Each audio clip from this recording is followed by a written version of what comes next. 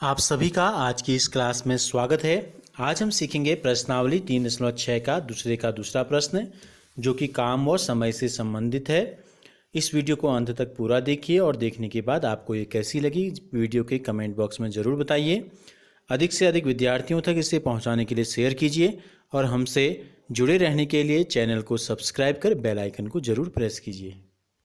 प्रश्नावली 3.3 का दूसरा जो प्रश्न है, 2 महिलाएं एवं 5 पुरुष एक कसीदे के काम को साथ साथ 4 दिन में पूरा कर सकते हैं, जबकि 3 महिलाएं एवं 6 पुरुष इसको 3 दिन में पूरा कर सकते हैं। ज्ञात कीजिए कि इसी कार्य को करने में एक अकेली महिला कितना समय लेगी और पुनः इसी कार्य को करने में एक पुरुष कितना समय लेगा, यह हमें बताना है।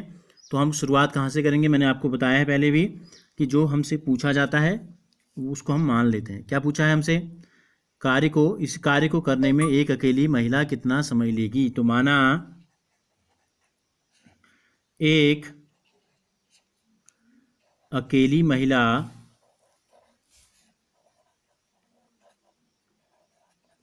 इस कार्य को करने में समय लेगी बराबर x दिन मान लिया हमने।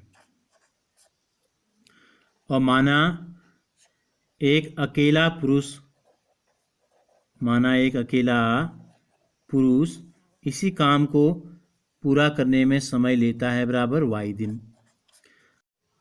तो अब एक महिला कार्य को करने में पूरा समय जो लगाती है x दिन, तो हम निकालेंगे एक महिला का एक दिन का काम। एक महिला का एक दिन में कितना काम करती है, एक दिन का काम बराबर हो जाएगा। देखो एक उदाहरण से इसको समझते हैं। माना ये एक काम है, ठीक है, माना ये दीवार है, हमने समझ लिया ये माना ये दीवार है और इस दीवार को चिनने में ये महिला लगाती है 4 दिन। हम ये कल्पना करते हैं 4 दिन लग रहे हैं और वो रोज़ क्या करती है, बराबर काम करती है। ये माना जाता है ऐसे सवालों में कि उसकी जो कार्य क्षमता है वो रोज़ एक जैसी है। तो 4 दिन, तो क्या करेंगे 1 2 3 4, यानी कि एक दिन में इतना, दूसरे दिन में इतना काम, तीसरे दिन में इतना, चौथे दिन में इतना काम किया। तो एक दिन में कितना काम किया, इस काम को हम क्या कहेंगे, देखो कितने काम बराबर टुकड़े हैं, 1 2 3 4, चारों में से एक भाग हमको लेना, तो 1/4 भाग। तो इसी प्रकार कितने दिन लगा रहे हैं इस काम को करने में, x दिन, तो एक दिन में कितना काम करेगी, 1/x भाग। एक दिन का जो काम है वो 1/x भाग होगा। इसी प्रकार एक पुरुष का एक दिन का काम कितना हो जाएगा, 1/y भाग। कुल दिन वो लगाता है y दिन। अब हम देखते हैं जो पहला शर्त हमको दी गई है, पहली शर्त क्या है, 2 महिलाएं और 5 पुरुष एक काम को साथ साथ 4 दिन में पूरा करते हैं। 2 महिलाएं और 5 पुरुष, तो हम लिखते हैं प्रश्न के अनुसार सीधे हम समीकरण बनाते हैं। देखो 2 महिलाएं हैं, एक महिला ने कितना काम किया दिन भर में, 1/x भाग, दूसरी महिला ने भी कितना किया, 1/x भाग। दोनों का जो कुल काम होगा वो हो जाएगा 1/x धन 1/x, यानी कि 2/x भाग। धन 5 पुरुष हैं, एक पुरुष ने 1/y, दूसरे ने 1/y, तीसरे ने भी 1/y, चौथे ने भी 1/y, पांचवें ने भी 1/y, सब बराबर काम कर रहे हैं। तो सबको जोड़ेंगे तो कितना आ जाएगा, 5/y। और ये भाग जो है किया तो वो 4 दिन में पूरा करते हैं। ये 2 महिलाएं 5 पुरुष दोनों मिलके काम को 4 दिन में पूरा करते हैं, जैसा कि मैंने आपको चित्र में बताया था। तो यानी कि एक दिन में कितना भाग कर रहे हैं, 1/4 भाग। तो हमने जब यहाँ भाग लिखे, महिलाएं इतना भाग कर रही हैं, पुरुष इतना भाग कर रहे हैं, तो दोनों भाग मिलके जब हो जाता है पूरे काम का 1/4 भाग। तो ये बना समीकरण नंबर 1। दूसरा शर्त हमको दी गई है, अगर इसी काम को 3 महिलाएं और 6 पुरुष करें तो वो 3 दिन में पूरा करते हैं। तो 3 महिलाएं कितना काम करेंगी एक दिन में, पहले ने 1/x, दूसरे ने भी 1/x, तीसरे ने भी 1/x, तीनों को जोड़ दिया तो 3/x आ गया। इसी प्रकार 6 पुरुष हैं तो कितना हो जाएगा, 6/y भाग किया। और कुल दिन लगा रहे हैं 3 दिन, यानी कि एक दिन में कितना करेंगे, 1/3 भाग। ये हो गया समीकरण नंबर 2। तो हम क्या करेंगे, अब इनको पहले रैखिक समीकरणों में बदलेंगे। देखो ये 1/x और 1/y के रूप में है। अब हम क्या करेंगे, देखो 2/x का मतलब है 2 गुणा 1/x धन 5/y का मतलब है 5 गुणा 1/y बराबर 1/4।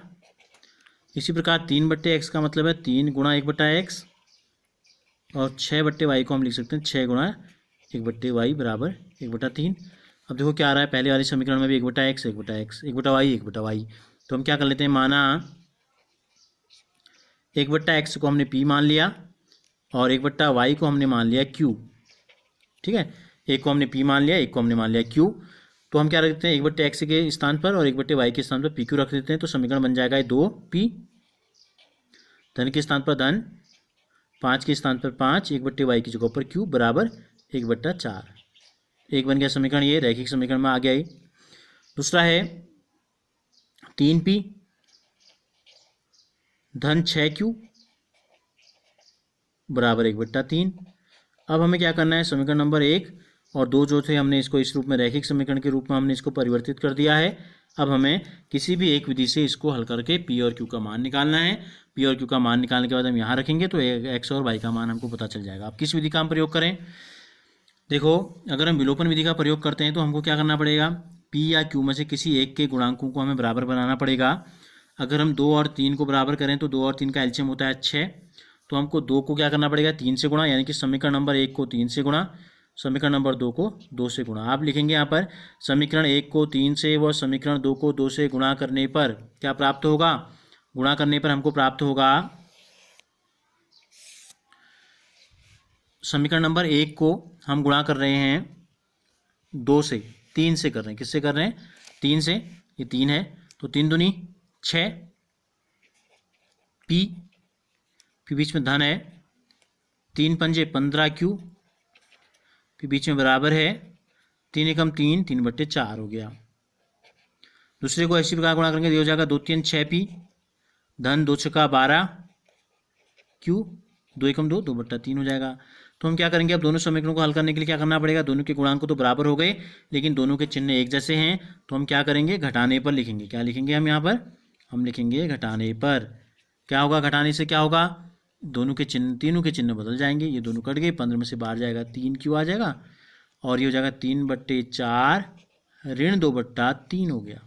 अब इनको हल करना पड़ेगा आपको, पहले 4 और 3 का एलसीएम 4 होता है, नहीं 12 होगा, 4 3 12, 4 का भाग 12 में कितनी बार जाएगा, 3 बार जाएगा, 3 को अंश से गुणा करेंगे 3 3 9 आ जाएगा, 3 का भाग 12 में जाएगा 4 बार, 4 को अंश से गुणा करेंगे 4 2 8 आ जाएगा, यानी कि आ गया 1/12।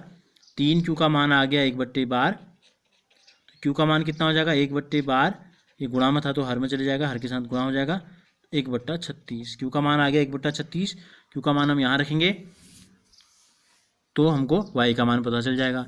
लेकिन हम q का मान पहले किस में रखते हैं, किसी एक समीकरण में रख लेते हैं, समीकरण नंबर 1 में रख लेते हैं या 2 में रख लेते हैं।